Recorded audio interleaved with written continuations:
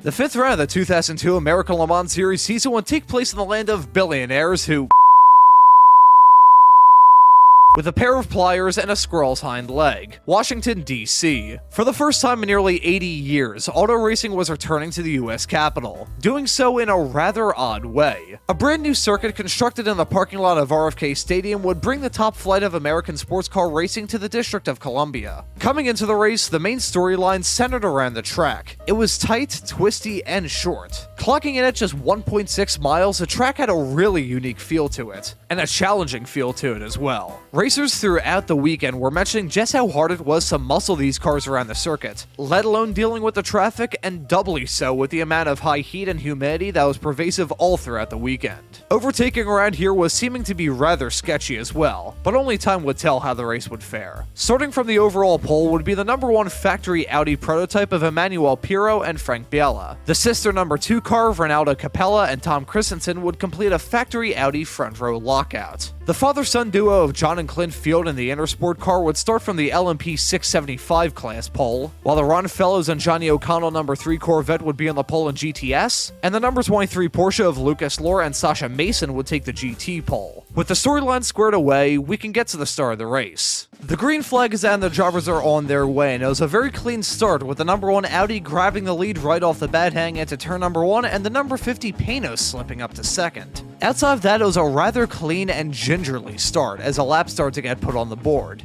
Quite early on though, mechanical durability, as expected, reared its head, with the Nighthawk Racing number 11 car coming into the pit lane with engine issues with only a handful of laps already on the board. One commercial break later came the start of lap traffic encounters, where surprisingly enough, the prototype runners got through without any major incident. The big drama at this early point in time was actually some minor controversy in GTS, as the number 26 Saline was given a stop-and-go penalty for overtaking a Corvette before the drop of the green. The Saline team contested that the Corvettes were slowing down intentionally to allow the Saline to overtake them, however the penalty would still stand. Not terribly long after this, the battle for the overall lead started to spice up, with the number 2 Audi overtaking the second place Panos, followed not terribly long later by the number 1 Audi losing the lead to both its sister car and also losing second to the Panos of Jan Magnussen. It was now the number 2 Audi in the number 1 spot. At least they were for a handful of laps before an incident in turn 1 caused all hell to break loose, with the 2 Audis nearly crashing into each other. As a result of it though, the number 50 Panos of Magnussen would grab the race lead. This would somehow stick for even less time as the number 2's lead, as Magnussen came in for a pit stop and a driver swap only a handful of laps later. It was now David Brabham behind the wheel, but right as the car was dropped off the jacks, the stopped Nighthawk prototype of Chad Block would bring the first full course yellow out. According to Rick Benjamin, it was actually the second full course yellow, but unless that just completely blanked out of my memory, I'll take it that that was a mistake. Either way though, the yellow was out, and it worked out surprisingly well for the number 50 Panos team. Magnussen had actually come in thinking he had a puncture, but he had cycled his way back up to the race lead.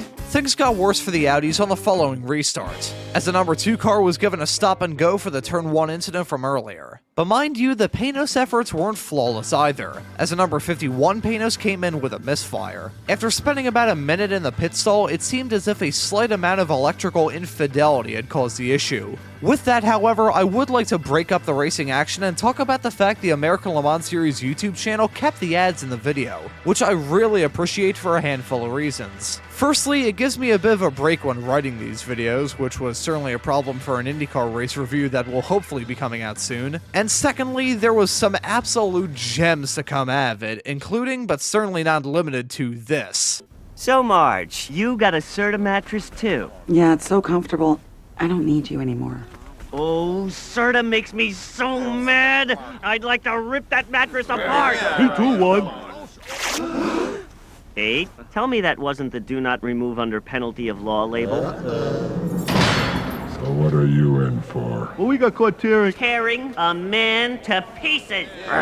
You'll feel the difference the moment you lie down. Serta, we make the world's best mattress. The green flag run would be disrupted not very long after this, however, with a crash between two GT Porsches heading down into the Turn 5 chicane, bringing the second full course yellow out. Along with this, another round of pit stops would take place, with yet another driver swap for the number 50 team. It was rather odd yet again, as the 50, along with the number 1 Audi, waited an extra lap to come to pit lane compared to the number 51 Panos and number 2 Audi. As it turns out, the reason why that was the case is because the pit lane was closed as the number 50 and 1 cars drove past the pit lane. But once they were past the entry, the pits opened for the sister cars. It was now the number 2 Audi leading the race for the restart, but it didn't take very long for Magnussen to navigate his way back to the lead. But just because Magnussen was back up at the front doesn't mean it was an easy run to the checkered flag, as Tom Christensen in the Audi was still within striking distance and even closer at certain points in time. They fought hard and even went side by side for a very brief period of time, but after that, Magnussen really shook him off. After 140 laps, Jan Magnussen and David Brabham in the number 50 Panos would cross the line to win the 2002 Grand Prix of Washington, D.C.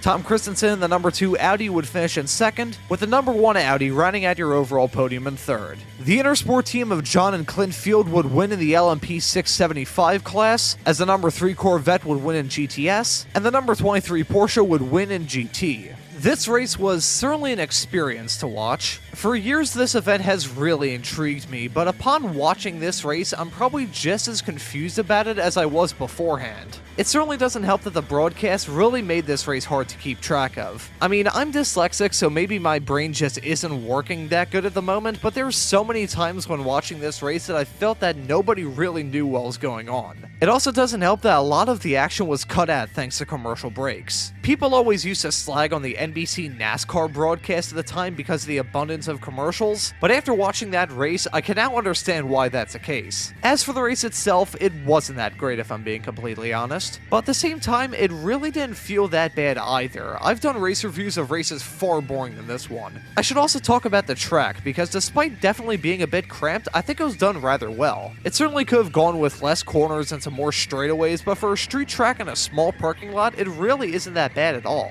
This event would prove to be a one-off, however, as despite a 10-year contract being in place, noise complaints would shut the event down. Strangely enough, however, the track still existed for years afterwards. I mean, it was in a disused parking lot for a soon-to-be-abandoned stadium. That's not too big of a shock. But yeah, the track could still be seen in a rather fascinating state, with a layout of fresher asphalt and curbs being left just about unaltered until the end of the 2010s. The front half of the circuit, however, has now been torn down to make room for a community sports complex. The back half of the circuit, on the other hand, still remains, albeit with weeds growing out of the cracks of a parking lot which is now primarily used for flea markets. Who knows how differently things would have gone had this race stayed around for a little bit longer than it did. But what did stay around was the odd remains which are left. Part of a racetrack in a single race from nearly 22 years ago, which was held in the shadow of a stadium soon to be demolished. Thank you all for watching, and have a great afternoon.